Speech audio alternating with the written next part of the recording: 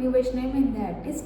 आजचा व्हिडिओ करण्याचं कारण असं आहे की मी वैष्णवी मेहंदी आर्ट्स इथंपर्यंत मी कशी आले आणि माझा मेहंदी आर्टिस्टचा प्रवास इथंपर्यंत कसा होता, तर या व्हिडिओमध्ये मी तुम्हाला हे सांगणार आहे. तर जवळजवळ मला एक 9-10 वर्ष झालं मी मेहंदी काढते. म्हणजे मी 12वी झाल्यानंतर म्हणजे मेहंदी काढायला लागले. ह्याच्या आधी पण काढत होते, फक्त घरात काढत होते घरातल्यांच्या हातावरती. पण मी फर्स्ट इयरला असताना ऑर्डर घ्यायला लागले आणि मी तेव्हा मला असं वाटतं की मी पहिली ऑर्डर घेतली असेल. कुंडलचीच होती मला ती ऑर्डर, मला अजून आठवते. आणि मला 700 रुपये मिळालेले तेव्हा. म्हणजे आता जवळजवळ 10 वर्ष झाली असतील या गोष्टीला. आणि तिथून माझा प्रवास चालू झाला. मेहंदी म्हणजे मी असं आवड म्हणूनच काढत होते की मला असं मला पैसे हवेत आणि मला हे करायचंच आहे असं नाही आहे. मला मेहंदी काढायला आवडते म्हणून मी हे काढत होते. म्हणजे मी कॉलेज करत करत ते पण करायचे.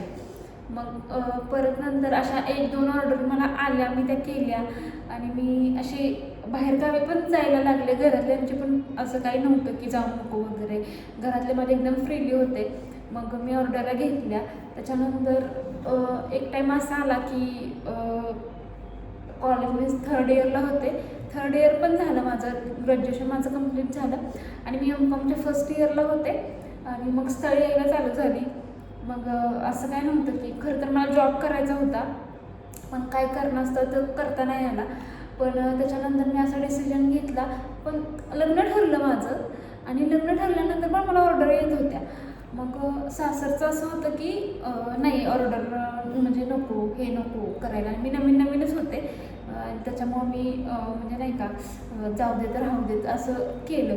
आणि त्याच्यानंतर थोड्याच दिवसांनी माझे सासरे एक्सपायर झाले आणि मी माझ्या मिस्टरांसोबत त्यांच्या मदतीला जायचे. पण माझ्या मिस्टरांचं नेट कॅफे आहे, मग तिथं मी जायचे मदत करण्यासाठी. पण मला त्यात इंटरेस्टच नसायचा. मी फॉर्म भरायचे, म्हणजे स्कॉलरशिपचे फॉर्म असू देत किंवा पोस्टाचे फॉर्म असू देत, हे मी त्यांना मदत करायचे भरायला.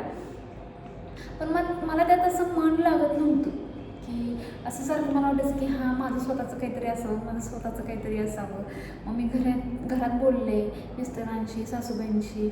म्हणजे मी त्यांना आई म्हणते, पण तुम्हाला समजणार नाही म्हणून मी सासूबाई म्हटले. मग मी आईशी बोलले की आई मला ह्यात काही इंटरेस्ट नाही आहे आणि मला स्वतःचं असं काहीतरी करायचं आहे. मग मी पार्लर पण केलं, पण त्याच्यात पण मला जास्त काही इंटरेस्ट नव्हता. घरचे म्हटले म्हणून मी ते केलं होतं.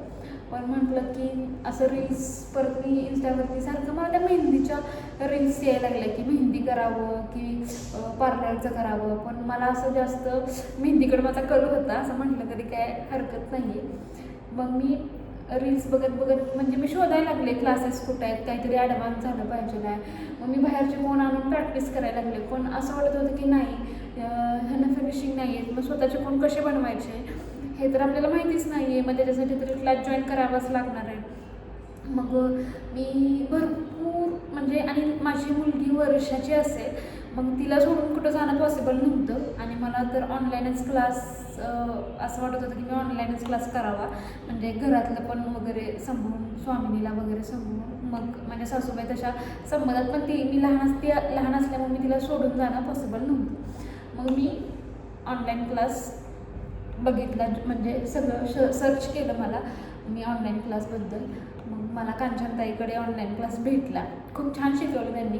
खरं तर मी सांगते की मला फक्त कोण करण्यासाठीच क्लास करायचा होता. मग माझे फिनिशिंग असं मला वाटत होतं की बाबा माझी फिनिशिंग आहे, पण कोण केल्यानंतर त्या कोणची फिनिशिंग हे काही वेगळीच असते. मग मी तो क्लास केला. त्याच्यानंतर मी प्रॅक्टिस केली 1-2-3 महिने आणि परत मार्चपासून मला ऑर्डर यायला लागले. पहिली ऑर्डर मला 14 मार्चची होती. ती मी 2100 रुपयेनं केली होती आणि ती ऑर्डर माझी पलूची होती. तेव्हापासूनची जर्नी स्टार्ट झाली. मी 6 ते म्हणजे वर्षभर नुसत्या ऑर्डर्स घेतल्या आणि रील्स करत गेले, इंस्टाला पोस्ट करत गेले. त्याच्यानंतर असं मला 2-3 जणांनी म्हटले की तुम्ही क्लासेस घ्याल का. मग मला घरी माझं लांब घरी असल्यामुळं घरी कोण येणं पॉसिबल नव्हतं. त्याच्यामुळे मी पण ऑनलाईन क्लास घ्यायला लागले. मग मला पहिला 2 स्टुडंट होत्या. मग मी ऑनलाईन क्लासही छान प्रकारे कंप्लीट केला. आणि त्याच्यानंतर असं डोक्यात आलं की आपल्या विट्यामध्ये कुठेही असं नाही आहे की मेहंदीचं शॉप वगैरे, मग आपण करायला काही हरकत नाही आहे.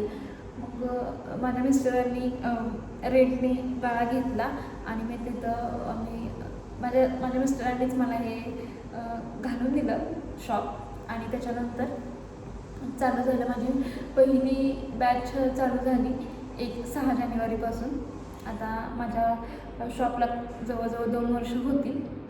मग मला असं वाटलं नव्हतं की मला वाटलेलं की 2-3 मुली पास आपण तेवढ्याला शिकवू शकतो. पण पहिल्याच वेळेस मला 7 मुली आल्या, म्हणजे 7 स्टुडंट आल्या आणि त्यांना मी छान प्रकारे शिकवलं. आणि त्याच्यानंतर परत हळूहळू 7च्या 8 झाल्या, 8च्या 10 झाल्या, 10च्या 15 झाल्या, 15च्या 17 झाल्या. असं करत मी आत्ता 8 ते 9 बॅचेस घेतलेल्या आहेत. आणि आता मी छान आहे, मला ऑर्डर पण येतात आहेत भरपूर. आणि क्लास पण कंटिन्यू चालू आहेत. कुणाला माहीत नसेल तर मी हे पण क्लिअर करते की मी नेल आर्ट्स पण करते आणि नेल आर्टचे क्लासेस घेते. आत्ताच माझी एक नेल आर्टची बॅच पण झालेली आहे आणि आपले दोन्ही क्लासेस चालू आहेत. आत्ता मेहंदीचे क्लासेस पण चालू आहेत. आत्ता 1 सप्टेंबरपासून आपली पुढची बॅच चालू होत आहे. तर ज्या कोणी इंटरेस्टेड आहेत त्यांनी तुमची सीट लवकरात लवकर बुक करू शकता, कारण की लिमिटेड सीट अवेलेबल आहे. आणि नेल आर्टचा क्लास पण आपण 20 सप्टेंबरपासून चालू करतो आहे, दुसरी बॅच. तर त्याच्यासाठी पण इंटरेस्टेड असाल तर आपली सीट लवकरात लवकर बुक करा. हा असा माझा सगळा प्रवास आहे. आणि हा प्रवासामध्ये खूप म्हणजे हा प्रवास करताना आपण एकटा नाही करू शकत हा प्रवास, खरं म्हटलं तर. कारण की फॅमिलीची म्हणजे साथ असणं खूप महत्त्वाचं आहे. ऑर्डर असलं की कुठेही जावं लागतं, कसेही लोक असतात हे माहीत नसतं आणि किती वेळ लागेल हे माहीत नसतं. त्याच्यामुळं घरातल्यांचा सपोर्ट हा सगळ्यात महत्त्वाचा आहे. तरच आपण काहीतरी करू शकतो हे मला यातून जाणवलं. आणि आता खूप म्हणजे तुमच्या खरं म्हटलं तर इंस्टाग्राममुळं आणि यूट्यूबमुळं, आता मी यूट्यूब चालू करते तर मी यूट्यूबसाठीच व्हिडिओ बनवते की माझी जर्नी कशी स्टार्ट झाली. तर अशी माझी जर्नी स्टार्ट झालेली आहे आणि मी एक मेहंदी आर्टिस्ट आहे. थँक्यू.